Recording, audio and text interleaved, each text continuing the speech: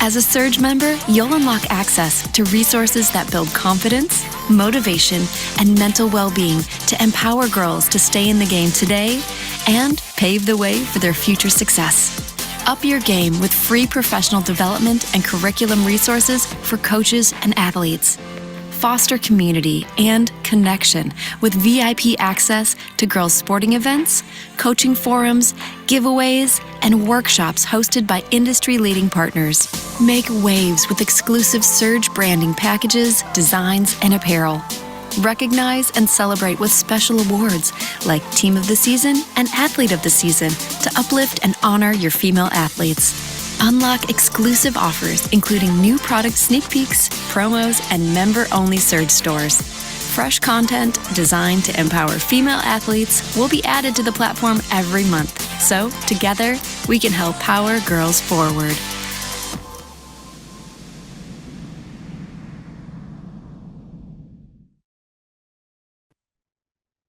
Awesome. Well, hi, everyone. Welcome to today's Surge webinar in partnership with WeCOACH and our special host, Tami Matheny. First off, I want to thank you all for being here today. We know you are, as coaches, parents, educators, and athletes, you are all extremely busy, so we really appreciate it. Today's content is going to be centered around building and maintaining confidence. Be sure to interact for a chance to win some fun prizes. Before we get into the webinar, I'm going to pass things off to Marcy Cornegie for a brief introduction on WeCOACH. Marcy, I'll pass it over to you. Awesome. Thank you so much. And thank you to our friends at BSN and allowing us to be on this Surge journey with you and help us all make lasting impacts in the world of sports. So thank you. And for those of you who are not familiar, WeCOACH is a membership organization. We're dedicated to the recruitment, advancement, and retention of women coaches across all sports and all levels. At WeCOACH, we're committed to fostering a community where women coaches can thrive in their coaching profession while receiving year-round professional and leadership coach development through a comprehensive suite of resources, including professional development programs and networking opportunities. All of our initiatives are designed to support women coaches exactly where they are, from emerging coaches or seasoned professionals. So if you're curious about what membership may look like, and would like to learn more, please follow us on social media at WeCOACH Sports or find us online at wecoachsports.org. And I want to say before we introduce Tami is that we've got several giveaways, and I love to see engagement because we're all here for one reason, and that's to hear the fire and energy that Tami Matheny is going to bring us. So please engage the chat box, make sure that you're asking and questions and getting involved. So we've got a fun session ahead of us, and I'm sure it's going to supercharge you and your mental game. We've got Tami Matheny with us. She's a mental game coach and author of 5 amazing books. I've personally read 3 of them. She's also a John Gordon certified trainer. And, you know, back in 2008, Tami kicked off her journey by founding Refuse to Lose Coaching, and she's been unstoppable ever since. She's worked with athletes across sports, from tennis, basketball, golf, volleyball, you name it. She's been around it at every level, from junior high to college and beyond. And her mission is to build confidence, mental toughness, and leadership, helping athletes unlock their full potential. But Tami's expertise just isn't for athletes. She's here to share life-changing insights that apply for everyone, harnessing the power of sports as a vehicle for life lessons, which I love. And she's living proof of those methods. She's completed marathons, ultra marathons, including a 100-mile bike race where she was like the only 1 out of 100 out of 600 people to complete the race. She's nuts. And just last year, Tami was inducted into our High School Hall of Fame, returning to her roots to inspire the next generation. She's also on a mission to mentor the next wave of mental game coaches and is currently penning her next book. And I don't know if I can say the name of that book, so maybe you can say it. I'll stay out of trouble. When she's not coaching, writing, or speaking, Tami is conquering new challenges and even plans to take up pickleball. I don't know when she's going to have time to do that, because she's set out to make it her personal mission to reach over 100,000 athletes in coaching through different vehicles. You'll know by listening to her with her mix of confidence, her humility, and a little dash of goofiness. She's here to inspire us all through her gift of storytelling. Again, one of my favorite things about her. She's created an incredible community of confident athletes, and I'm confident that after today, this community will extend to each of you. Tami is also a member benefit partner with WeCOACH and an all-around solid human being. Tami's a true friend of mine and WeCOACH and all who know her. Please welcome Tami Matheny. Let's give her some love in the chat box, everybody. Thank you. Well, thank you, Marcy. I'm thinking you need to be the confidence coach here. That was an amazing introduction. I appreciate you. We are going to have some fun today, and a lot of my athletes, let's see, okay. A lot of my athletes, when I work with them, always ask for Tami time, just like Marcy did. Um, with, I love to tell stories. That's how we learned. In school and church, if the teacher or the minister told a story, they had me locked in. If they just started lecturing at me, they probably lost me somewhere along the way. So I've tried to incorporate that in my teaching. Um, Tami time today, though, is actually going to be about little girl Tami. And we're going to kick it off on my journey with confidence and the struggles I've had to get to where I am today. But growing up, I was this insecure, unconfident little girl. I was scared to speak, much less stand up in class and talk. My heart, you would have seen it like beating out of my chest. I was a pretty good athlete, had good results, but I played with this fear. I was afraid of letting my parents down, afraid of letting teammates, coaches down. And I know it kept me from reaching my best potential. Now let's throw in the fact that I was born a twin. And I don't know if anyone's had experience with twins or if you are a twin out there. But it just sets itself up for the comparison game. And throughout my whole life, I was always compared to my brother, or he was to me. You know, David, look, Tami's walking already. Why aren't you? And it just continued. You know, Tami, you need to sit there quietly like David. Or David, why aren't you as good as athlete as Tami? Anyway, it just continued. And, you know, parents, family, and friends didn't mean harm by that. They just weren't aware. Like we often aren't aware of the messages that we send to our athletes if there's coaches and parents on here. But what this created in me was I started comparing myself to people in everything I did in the classroom, on the tennis court, basketball court, just in life in general. And it was really exhausting and it had a negative impact on my life. Then we throw in other messages that I heard from teachers, coaches, parents. And again, they didn't mean harm, but my parents would say things like, you know, guys are just naturally better at math and science, Tami. Or, hey, make sure you're not outdoing the boys in school or in sports. They might not like you as much. You know, that negative messages they didn't really know. I have great loving parents, don't get me wrong. And they weren't aware of some of the messages and how it paralyzed me on the inside and really stunted my confidence growth. Now, I'm not here to blame parents at all. Ultimately, it resides in me. But I'm just trying to paint the picture for you. Two examples in high school really stand out that to me gets to the root of confidence and is what we're going to build this session around today. And I want to give you some tools and strategies that I learned way back in high school and throughout my journey. The first one, the message I had in school made great grades and everything involving except involving writing. And so I just had this label. I can't write. I would get back book reports, papers, great content, great material, Tami, but you really need to work on your writing. Every once in a while, even would get a comment, hey, why don't you write as good as David? There goes the comparison again. So one day I had a book report due and it was a snow day. And I thought, okay, I'm going to sacrifice playing in the snow. I love to do it. I'm going to really spend all this time in knocking this book report out of the water. And I was so proud of myself. I couldn't wait to get back to school to turn it in. And the day came, turn it in. I was sitting there, probably a little smug, and I wanted to show this teacher that I could write. Couldn't wait every day to go to class and get the report back. Well, it took a few days. And finally, the day came, and the teacher handed the paper on my desk. And I was like about to burst until I looked down and I saw a big red F along with the comments, "Too good to be yours." Wow. A big ouch, a big message sent to me. Now, the problem was I focused on the result. The result was an F. I did not focus on the message that ultimately the teacher was saying. I know I had done the work. And so the message was, if I had done the work, I must be a good writer.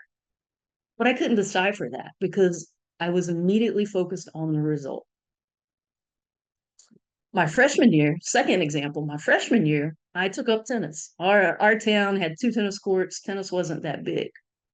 So my parents shopped around and found a guy that I could train with in another county. He also happened to train the best player in our conference, who was a senior, someone I had looked up to through the years. Well, I was a natural, did pretty good. And he says, "Man, you're good at this, but I want you to know you'll never be as good as Lena." There was no ouch this time. There was fire that was born inside of me. And my thought then was, I'll show him. And every time I stepped on the court, it was to try to prove him wrong. And ultimately, end of the year, I play Lena for the conference title and win. So what's the difference in those two stories? I had a coach tell me I wouldn't be as good as someone else. I had a teacher tell me that I couldn't write. The difference was me and the narrative and the story that I constructed from that. Because you see, ultimately, our self-confidence lies with our self-talk and the messages that we say over and over and over. So that's my goal today, is to help you learn to build a good base of self-talk, and or to help your athletes out there become better at their talk. Before we do that, though, I want to get into a couple little items here. Please, if you have questions, feel free to answer them in the chat. Also want to give a free giveaway. Comparison was part of my journey with the confidence, but it would take another whole hour to talk about overcoming comparisons. So I want to give you this tool here. Send me an email and I'll be glad to send that your way. Also, if you'd like to follow me, please do. I like to make sure I'm posting a lot of positive, upbeat, motivational, confidence. So if you're a parent, please follow the Parents in the Mental Game. And lots of prizes going on today, but I'm going to pick a book or two, and I think WeCOACH is going to jump in and send some prizes. But on Twitter, tag myself and WeCOACH, hashtag Surge, Instagram, same thing, with something that you take away from today. And then we will randomly pick from everyone that posts something on social media. All right, what is confidence? We use that word a lot, but I would like to hear your definition of confidence. So if you feel brave, come off mute or put some definitions in the chat. Someone get us started.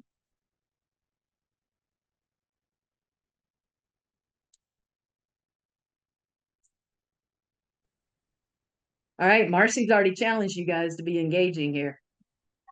Belief in yourself, skill set. All right. Faith, no matter the circumstances, from Margaret. Good. Nicole said, confidence is believing you have what it takes to be successful. Keep them coming. I love those. Terry said, confidence is someone who carries themselves with pride. Emmy said, self-assurance. All right, keep adding. I heard an amazing definition the other day that I've never heard before. And it said basically confidence is keeping promises to yourself. And I love that because that's so true. If we tell ourselves we're going to do something and we follow through on that, we're going to naturally be confident. But when I'm asked this on a daily basis, my answer is that regardless of result, I know I'm okay and I know I'm worthy. I know I can bounce back regardless of result.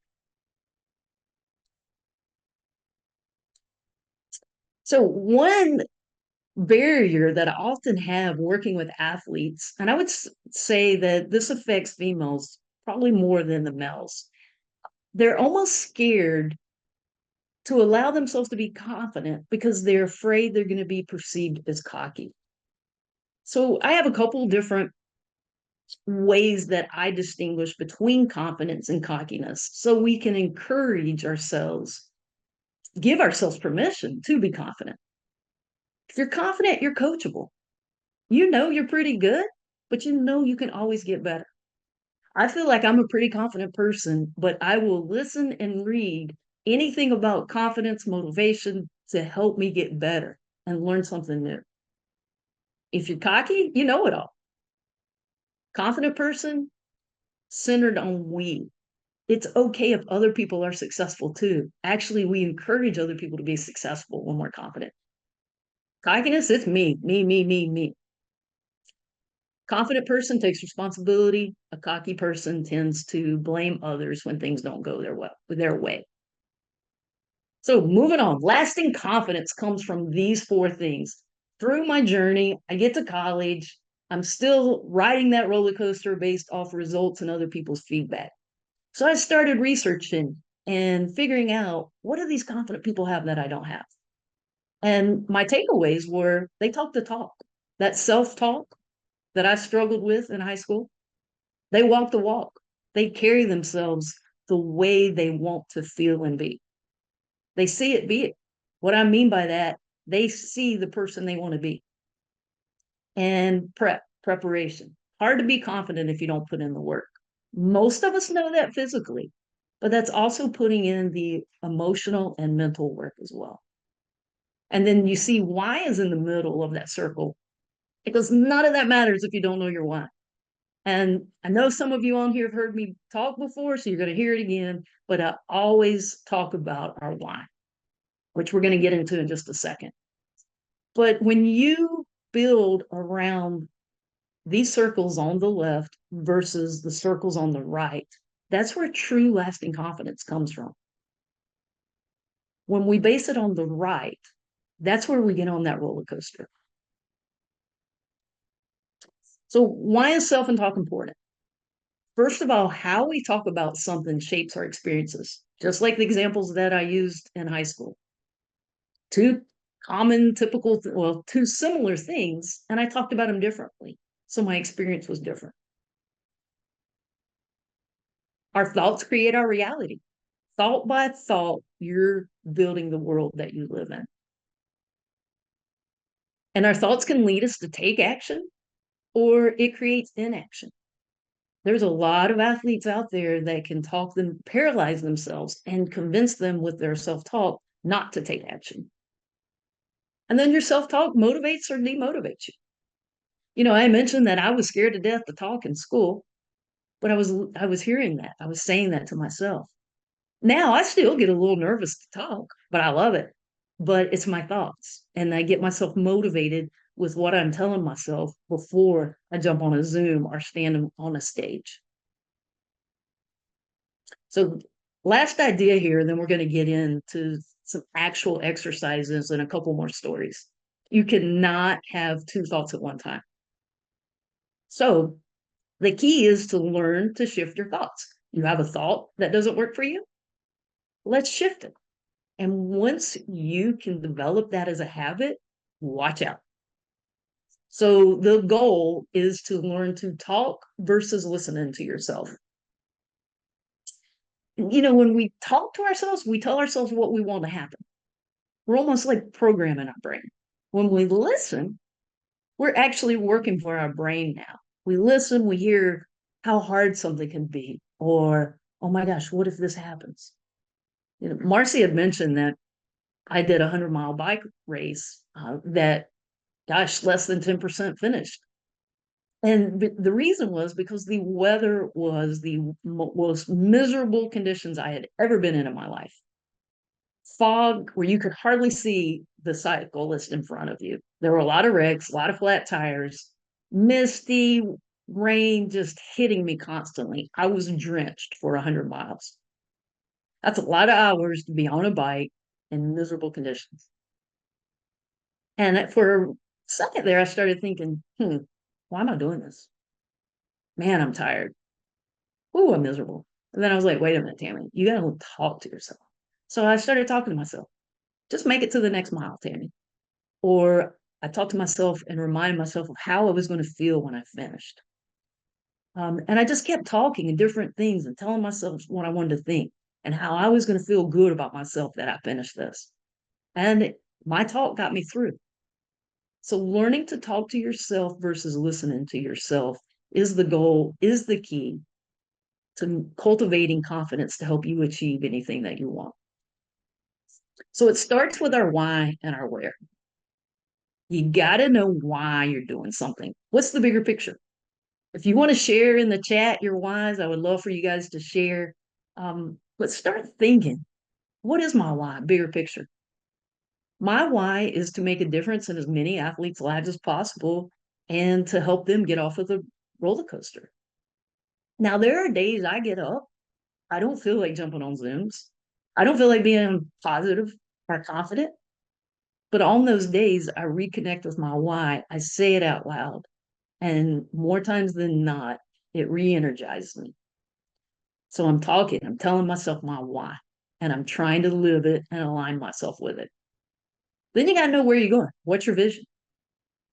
And that can help you with your confidence. So take action. Write down your why. I have my why written right here above my computer, and I read it before I jump on any Zoom, one-on-one with client, anything. I just want to make sure that's at the forefront of my brain. And then write down your vision every day. Now, this was something I just started to add this year. I would write down my vision or my goal when I determined what it was, but every day. And I thought someone had suggested that. And I thought, well, that seems a little tedious. But I've been doing it, and it's amazing because what it does, again, it puts it at the forefront of your brain. And it takes what, 15, 20 extra seconds a day? So parents and coaches out there, how can you use this to help your athlete? Know your athlete's why, not yours. When I'm working with athletes, a lot of times, well, why do you play? They tell me, well, and they start to give me an answer that sounds good for their parent or sounds good for their coach. But if you really want to help your athlete be confident, make sure you know their true why. And the first question to ask after practice, before you jump in on what was right and what went wrong, or competition actually, is did you live your why? So again, you're keeping that at the forefront of their brain. All right, one of my favorite sayings, I know people on here probably rolling their eyes. They hear me say this so much that have heard me speak, but what you focus on grows. So we wanted to learn to focus on what we are doing well and talking about that more than what we're not doing well. And so 5-to-1 ratio is a great ratio. I didn't come up with it. Studies show us that for skill development, that is the powerful ratio. And you think about it with relationships. If someone's constantly telling you what they don't like, you mentally just check out. But if they tell you, hey, I like that you do this, this, and this, and this, but can you do this? Then you're more likely to do that one negative or thing you need to improve on. Well, we have that same relationship with ourselves when we talk to ourselves. So the 5-to-1 ratio can help with any skill development. It's going to give you the most growth. Now, when I was in high school, that was inverse and probably a lot higher number. I thought that's how you got better, by picking apart everything you did wrong. But our brain can only focus on one thing at a time. So you focus on one thing you want to improve on, get that to become a strength, then add something else. So try this 5-1 in whatever that you're doing. To kind of go along with that, I was reading this study recently, and it was a collegiate golf coach. And he noticed that after golf tournaments, when the guys would get in the van, the first comments they would say, "Oh my gosh, you should have seen this awful shot I hit on number 9. Or on 15, man, I just chunked it in the water." And it would just like everyone just started spilling out their worst shots, their worst events that happened on the golf course. So he finally said, "Stop." And he did an informal study and he told the guys a new rule: before you get on the van, or when you get on the van, to get on the van, you have to tell and share with the group one of the best shots that you hit. And so the guys started focusing on their best shots. And he said throughout that season, collectively as a team, they gained 5 strokes on average per tournament, which is pretty amazing. That the main thing that changed was their self-talk, because they started really focusing more on the shots. So same thing with the 5-1, the same rationale there. Parents and coaches, how can you help? After practice, after you've asked their why, if they live their why, ask them, "Hey, what are your 5-1s?" And let them give them to you, not the 5-1s that you want to give to them. You know, coaches, this is great for a team as well. Next thing. So we talked about, we want to get rid of focusing on results. We want the results, but we get them by focusing on the process.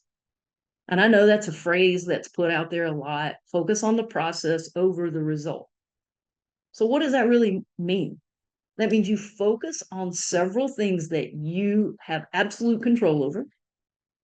And if you keep your mind talking about those, focused on those, you have a greater likelihood of getting the result that you want.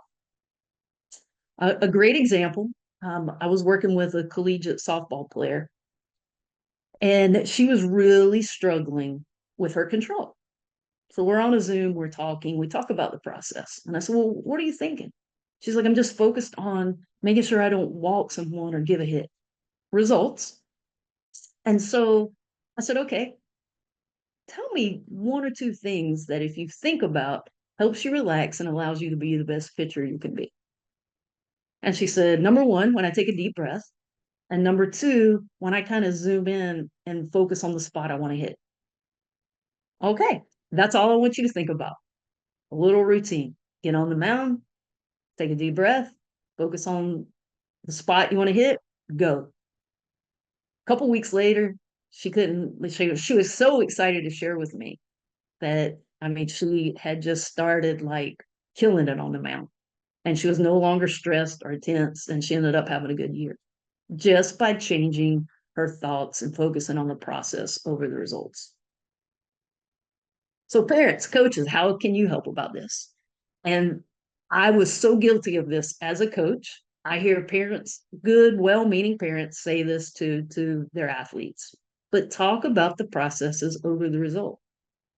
Too many times, "Oh my gosh, great game, great hit," which it might have been, but the message you're sending is, "I'm giving you a compliment because of the result." So if we really want to help our athletes with this, we have to start sending messages about the processes, about great pitch selection versus great hit. Wow, your effort was amazing.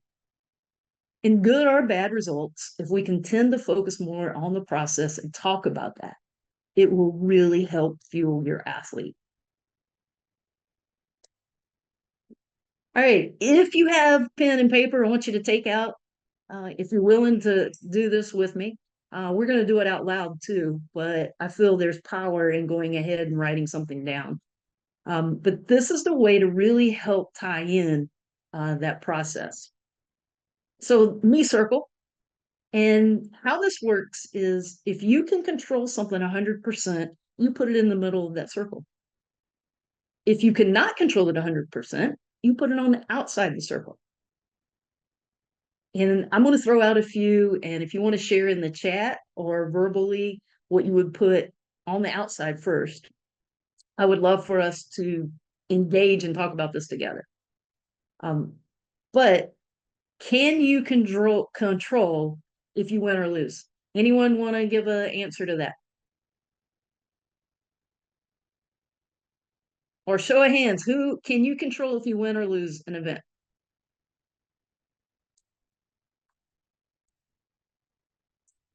No, can't control it.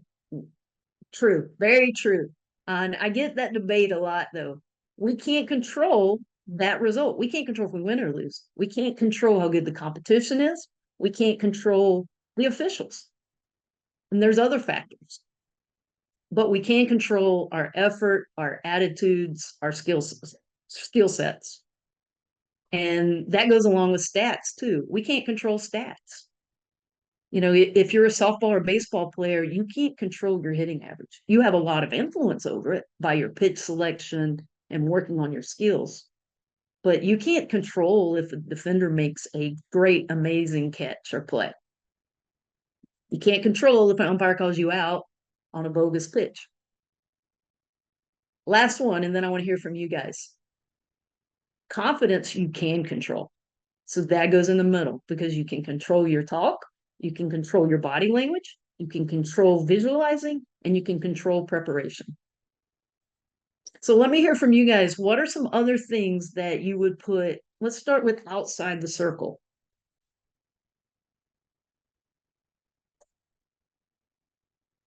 Weather, parents.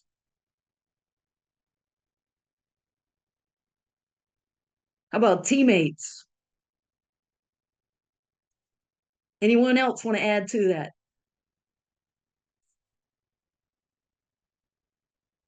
How athletes perform. We got a coach speaking. Coach's playing time. I love that one. That one tends to trip up athletes' confidence a lot.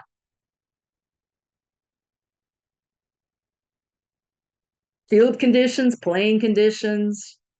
You can't control teammates' communication, fans. There's a lot of things that we can't control. And I usually spend about 20 minutes for this exercise, but for the sake of time, what are some things you can control that would go inside the circle that you can control 100%? We've already talked about confidence. Anyone want to engage and add to that? Preparation. My actions, good one. I'll talk.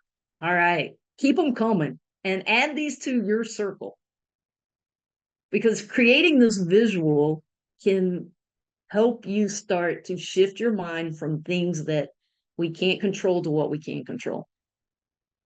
When I do this with teams or athletes, very rarely is an athlete at least 50% inside that circle where what they're focused on, their thoughts and their energy are on what they can control. And I'll be honest, you're never going to be 100%. I talk about this every day. I do this every day. And I'm probably high 80 range. So this isn't to set you up for failure. But wherever you are right now, if you could get just 10% more inside the me circle, where you're talking to other people about things you can control or talking to yourself about things you can control, then you're going to start to take control of your confidence. So the way I like to put this into play, take a picture of it. You have it on your phone before you go play, put it at the forefront of your brain. Afterwards, maybe grade yourself. Hey, I stayed inside my me circle 60% today. Another way you can do is another way to put the circle into play.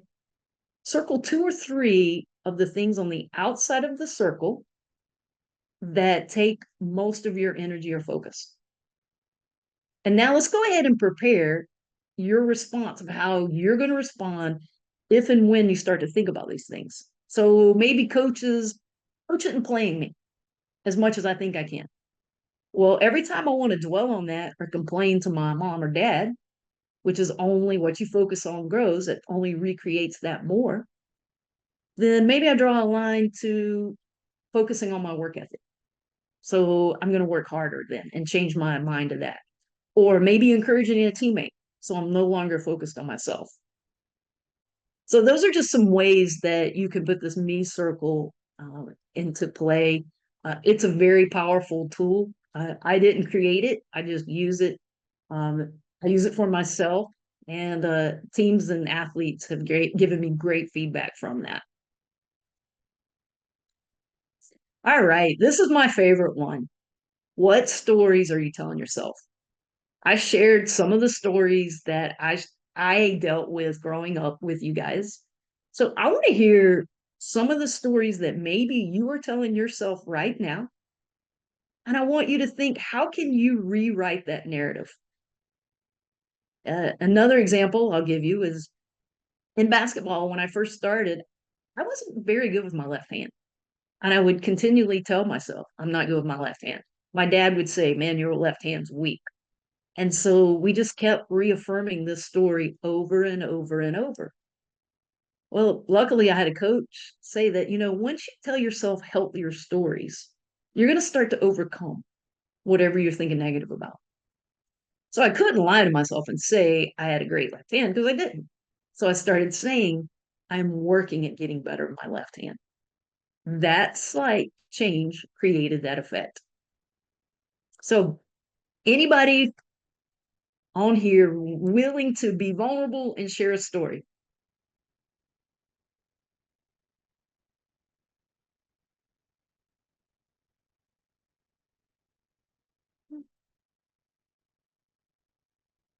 Power of yet. That's a great way to talk back to a negative narrative.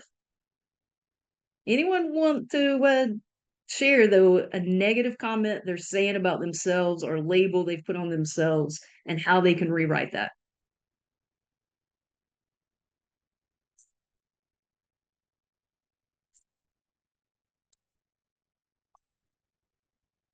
Okay, well, I'll give you one more. When I first started taking up running, I would hate to run up hills. I would see a hill and I would think, oh my gosh, hill.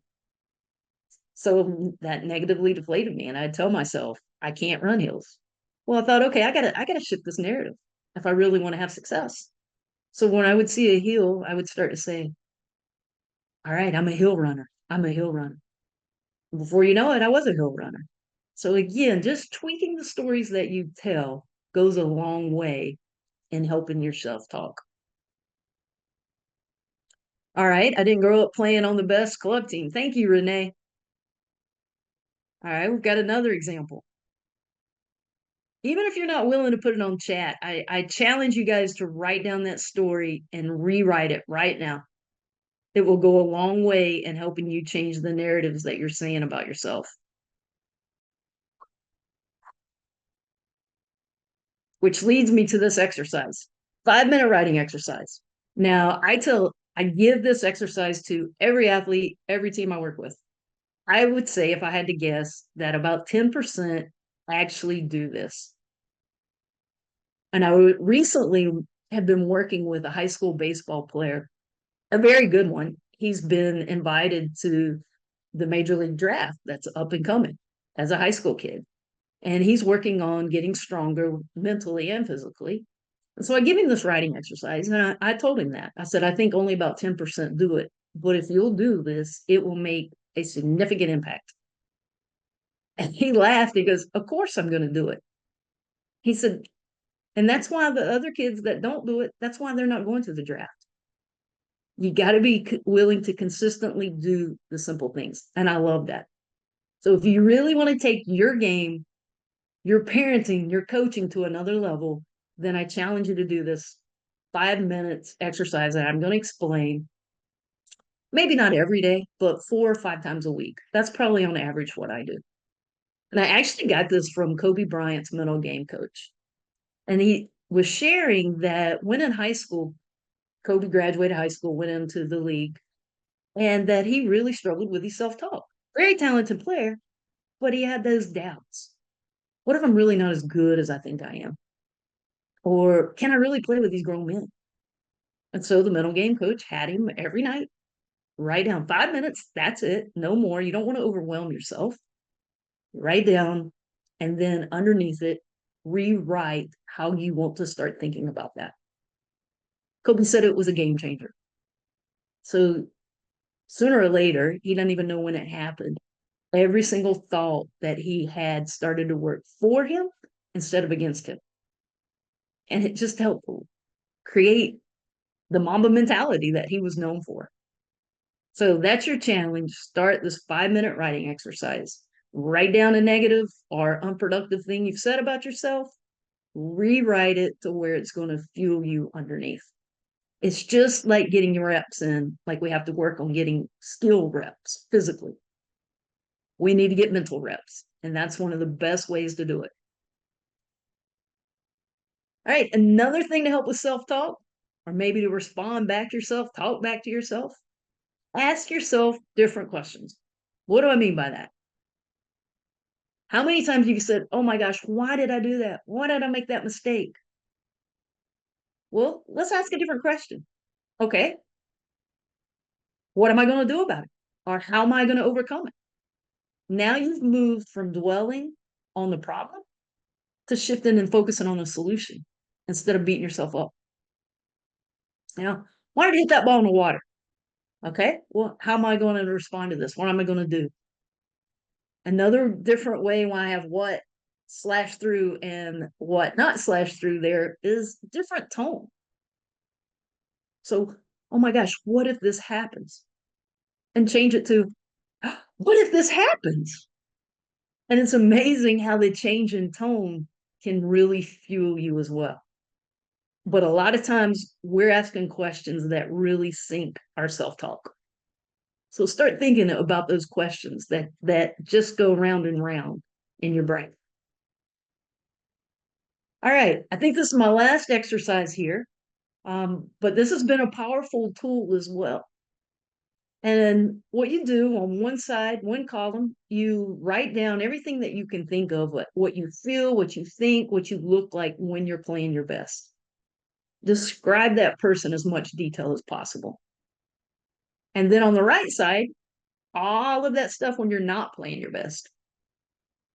Then I want you to take a look at it, draw a big old X through that right column, and then really start to imagine and see that person on the left.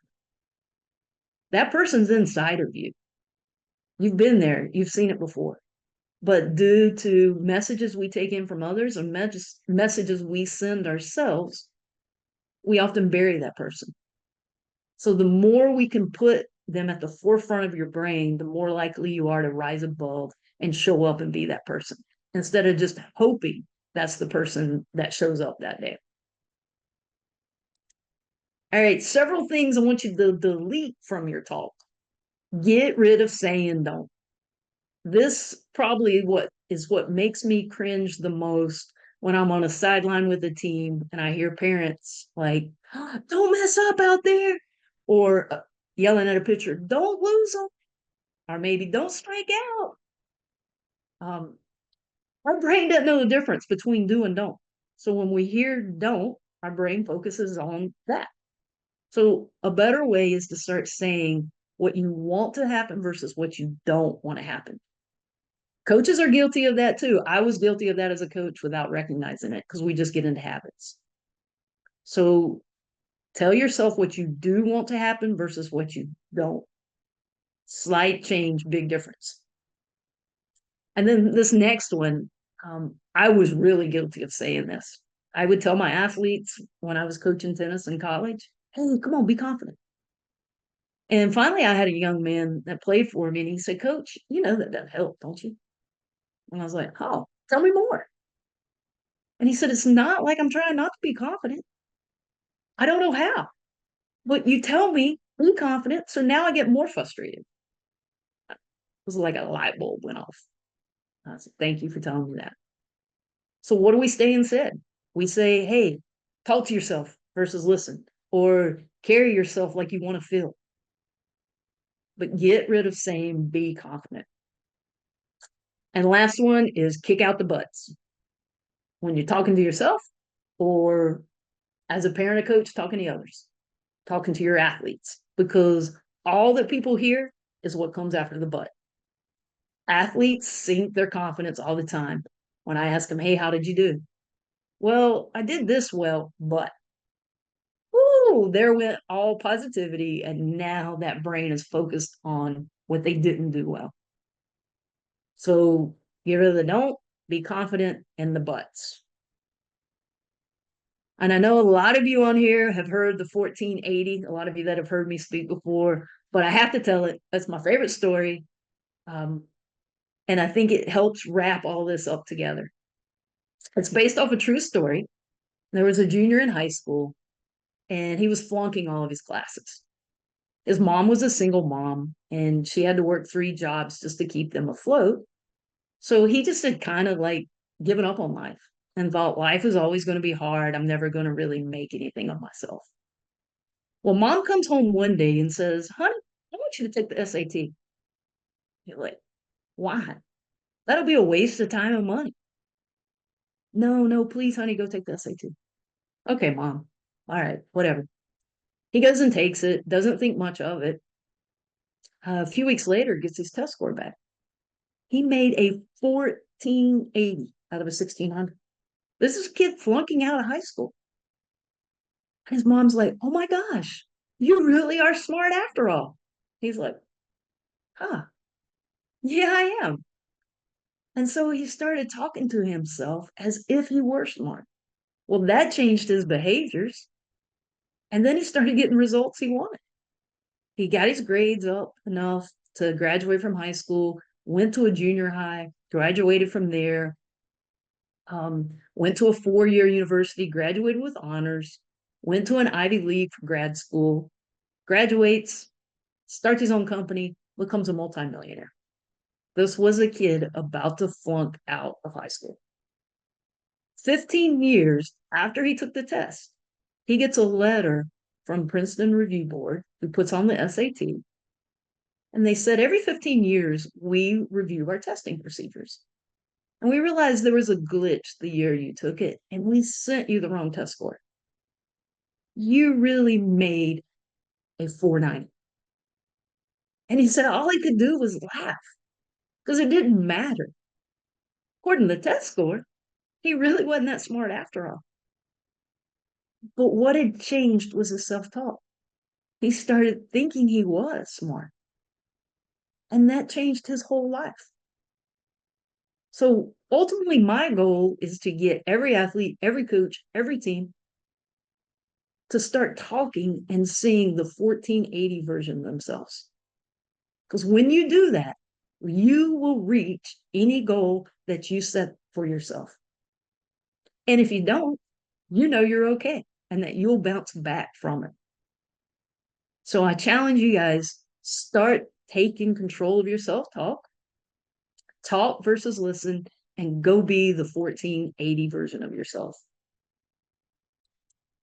And a few resources I want to give you before we turn it over to Q&A. Confidence calendar I put out at the beginning of every month, just gives you a daily little tidbit. It kind of helps like just drive home the point that what you say, do, and think on a daily basis is what creates confidence. So you can go to my website and sign up for the newsletter. It'll come to your email at the beginning of every month. Another freebie, I have an online course. So you can jump on there, check it out for free for 2 weeks. If you want to stay in it, stay in it. If not, I hope you'll get a lot of good content. Short videos, good resources, some webinars, podcasts.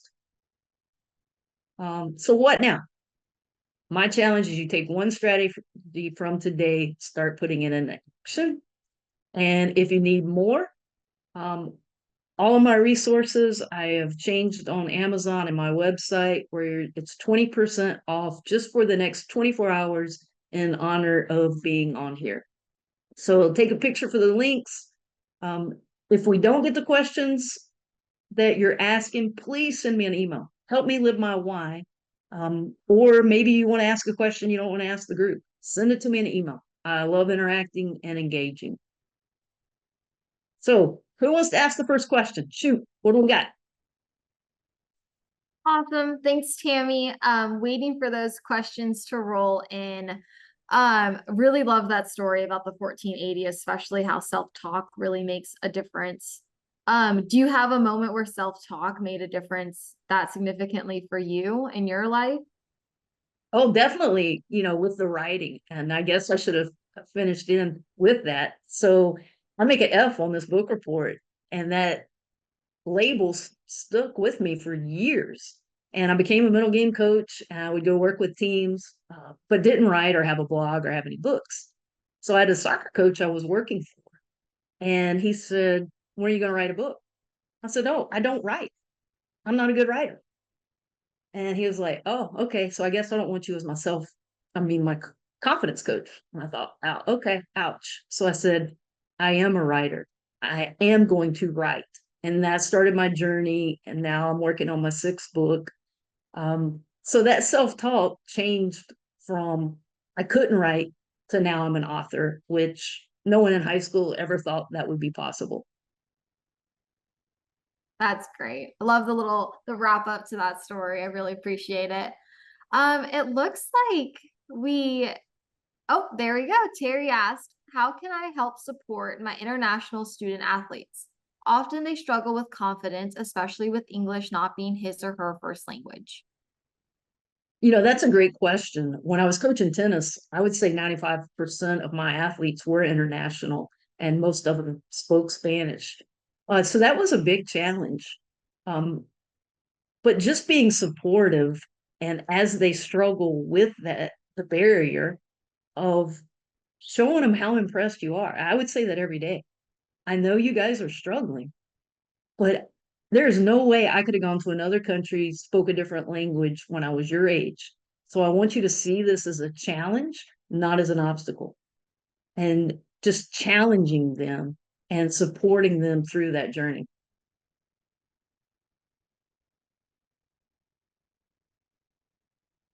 Awesome. Just waiting to see if any more come in. We'll give people another minute.